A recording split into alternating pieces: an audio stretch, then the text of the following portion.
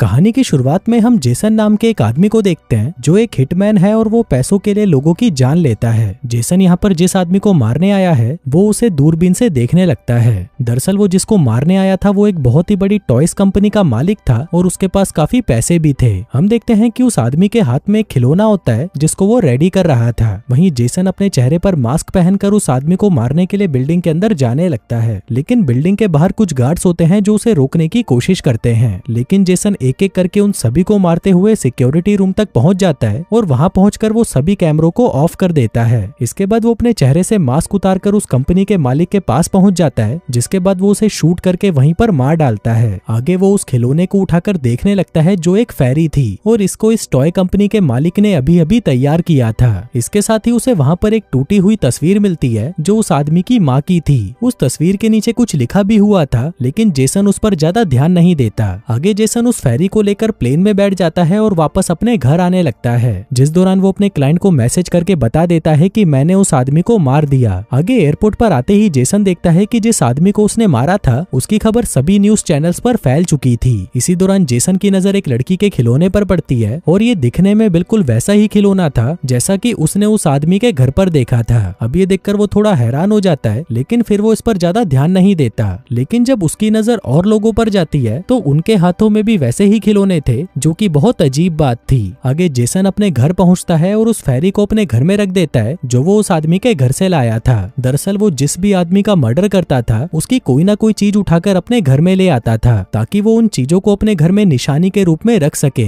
अब जेसन काफी ज्यादा थक चुका था तो वो अपने सोफे पर ही सो जाता है, लेकिन फिर आधी रात को उसके घर की डोरबेल बजती है और जब वो गेट के बाहर लगे कैमरे पर चेक करता है तो बाहर उसकी रिसेप्शनिस्ट होती है जिसके हाथ में एक बॉक्स था। लेकिन जब जेसन दरवाजा नहीं खोलता तो वो लड़की उस बॉक्स को उसके दरवाजे पर ही रखकर वहां से चली जाती है। आगे जेसन उस बॉक्स को घर के अंदर ले आता है, लेकिन बॉक्स खोलने से पहले जेसन काफी डर रहा था क्योंकि उसे पता नहीं था कि आखिर इस बॉक्स के अंदर क्या है। वो देखता है कि उस बॉक्स के ऊपर एक नोट लिखा हुआ था जिसके साथ एक सिग्नेचर भी था और ये सिग्नेचर सेम वैसा ही था जैसा कि उस आदमी की माँ की फोटो पर था। अब जेसन उस बॉक्स को खोलने में काफी डर रहा था, लेकिन फिर भी वो हिम्मत करके उस बॉक्स को खोल देता है। वो देखता है कि जैसा वो सोच रहा था उस बॉक्स के अंदर वैसा कुछ नहीं है। उसके अंदर तो बस एक टॉय आर्मी थी जिसके पास अपनी कुछ बंदूकें और हेलीकॉप्टर्स थे। इसके बाद जब जेसन किचन में होता है तभी वो टॉय आर्मी वाला बॉक्स अपने आप नीचे गिर जाता है। अब ये देखकर जेसन काफी हैरान हो जाता है क्योंकि उसने तो बॉक्स को ठीक से रखा था तो वो नीचे कैसे गिर गया। आगे जब जेसन उस बॉक्स के पास आकर देखता है तो उसे पता चलता है कि उस बॉक्स के अंदर से टॉय की आर्मी गायब है। ये देखकर वो और भी ज्यादा परेशान हो जाता है, पर तभी उसके घर में काफी अजीब चीजें होने लगती हैं, जैसे उसके घर के पर्दे अपने आप ही हिलने लगते हैं और उसके घर की लाइट्स अपने आप ही ऑन ऑफ होने लगती हैं। तभी जेसन की नजर अपने घर की केबल पर जाती है जो किसी ने काट दी थी। अब जेसन ये सब समझने की कोशिश कर ही रहा था कि तभी उसे पैर पर कुछ चुभने का एहसास होता है। आगे जब वो ये चीज निकाल कर देखता है तो ये वही हथियार था जो उन टॉय आर्मी के सोल्जर्स के पास था। इसके बाद वो जैसे ही अपने टेबल के नीचे झांकता है तभी वो टॉय आर्मी उसके चेहरे पर गोलियों से हमला कर देती है, जिससे वो पीछे हट जाता है। इसके बाद वो टॉय आर्मी जेसन की तरफ एक छोटी सी मिसाइल छोड़ती है जो कि उसकी टांग पर जाकर लगती है और इस मिसाइल से जेसन की पैंट में आग लग जाती है। अब जेसन उनसे बचने के लिए जल्दी से वॉशरूम में घुस जाता है और तभी वो देखता है कि उसकी टांग में बहुत ज्यादा चोट लग चुकी है और इसके साथ ही उसके चेहरे पर भी बहुत सारी छोटी छोटी गोलियां लगी हैं। आगे जेसन उस वॉशरूम के अंदर से ही एक मिरर का इस्तेमाल करके उस टॉय आर्मी को देखने की कोशिश करता है और तभी वो देखता है कि वो टॉय आर्मी उसके घर में अंधेरा करने के लिए उसकी सभी लाइटों को डिस्ट्रॉय कर रही थी।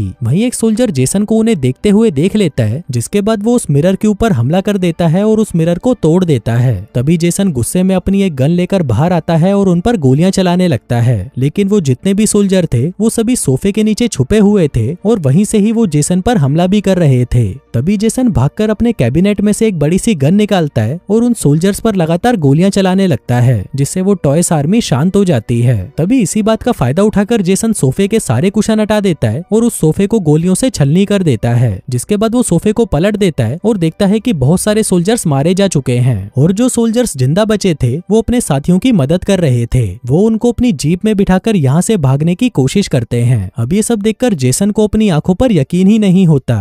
तभी वो कुछ सोल्जर्स को अपने पैरों से कुचल देता है, लेकिन जो सोल्जर्स अभी भी जिंदा बचे थे वो सभी जेसन पर हमला कर रहे थे, लेकिन उनकी गोलियों से जेसन को कुछ खास असर नहीं होता। पर जब जेसन उन पर गोली चलाता है तो उसकी एक ही गोली में बहुत सारे सोल्जर्स मारे जाते हैं। अब जेसन को लगता है कि सभी सोल्जर्स मर चुके हैं, लेकिन तभी वो देखता है कि टॉय आर्मी के 3 हेलीकॉप्टर उसकी तरफ बढ़ रहे होते हैं और वो उसके ऊपर अपनी छोटी छोटी मिसाइल से हमला कर देते हैं। इसलिए जेसन उनसे बचने के लिए एक बार फिर से वॉशरूम में चला जाता है और यहाँ पर देखता है कि वो उस हमले में बुरी तरह से जख्मी हो चुका है। इसके बाद वो अपने जख्मों को अच्छे से साफ करने लगता है, जिसके बाद वो सुबह तक वॉशरूम में ही रहने का फैसला करता है क्योंकि ये उसकी सेफ्टी के लिए बहुत जरूरी था। पर तभी अचानक एक हेलीकॉप्टर वॉशरूम के अंदर आ जाता है और जेसन पर हमला कर देता है, लेकिन तभी जेसन के हाथ में जो टॉवल थी उससे वो उस हेलीकॉप्टर को पकड़ लेता है और उसे अपनी टॉयलेट सीट में डाल देता है। आगे जेसन उन्हें फ्लश करने की भी कोशिश करता है, लेकिन ये सोल्जर्स इतनी आसानी से मरने वाले नहीं थे, इसलिए वो अपना हेयर ड्रायर लेकर उसे टॉयलेट सीट के अंदर डाल देता है, जिससे एक इलेक्ट्रिक शॉक निकलता है और सभी सोल्जर्स मारे जाते हैं। अब जो सोल्जर्स बाहर थे वो वॉशरूम के अंदर एक चिट्ठी फेंकते हैं जिस पर सरेंडर लिखा होता है। अब जेसन उनकी समझदारी को देखकर बहुत हैरान था कि एक खिलौने की आर्मी ये सब कैसे कर सकती है। तभी जेसन भी उन्हें रिप्लाई देता है और उन्हें सरेंडर करने से मना कर देता है। इसके बाद जब वो टॉयलेट के बाहर देखता है तो उसे पता चलता है कि टॉय आर्मी उस पर हमला करने के लिए टैंक तैयार कर रही है। अब इससे पहले कि वो कुछ समझ पाता, सोल्जर्स उस पर टैंक से हमला कर देते हैं, जिससे उसके वॉशरूम का दरवाजा टूट जाता है। वहीं जेसन अपनी जान बचाने के लिए खिड़की से बाहर आ जाता है, लेकिन वो यहाँ से भाग नहीं सकता था क्योंकि ये 14th फ्लोर था। इसके बाद जेसन धीरे धीरे बालकनी तक पहुंचने की कोशिश करता है, पर तभी एक और हेलीकॉप्टर वहां पर आकर उस पर हमला कर देता है, लेकिन जेसन के हाथ में एक गन थी, जिससे वो जैसे ही उस पर फायर करता है वो हेलीकॉप्टर वहीं पर क्रैश हो जाता है। दूसरी तरफ बाकी के सोल्जर्स अपनी गन जेसन की तरफ पॉइंट करके उसके अंदर आने का इंतजार कर रहे थे, लेकिन तभी जेसन दूसरी तरफ से अंदर आ जाता है और उन्हीं पर ही हमला कर देता है, जिसमें टॉय आर्मी के कुछ सोल्जर्स तो वहां से भागने लगते हैं, लेकिन वहीं बहुत सारे सोल्जर्स अभी भी उस पर हमला कर रहे थे। इसलिए वो एक लाइटर और एक स्प्रे से उनको जला देता है और जो सोल्जर्स उसके घर में छुपे थे वो उन सभी को भी ढूंढकर मारने लगता है। आगे पूरी आर्मी को मारने के बाद वो उनको काउंट करने लगता है और काउंट करने के बाद उसे यकीन हो जाता है कि जितने भी सोल्जर्स थे उसने सभी को मार दिया था, लेकिन वहीं उस बॉक्स के ऊपर बोनस सरप्राइज लिखा था जिस पर वो ध्यान नहीं देता।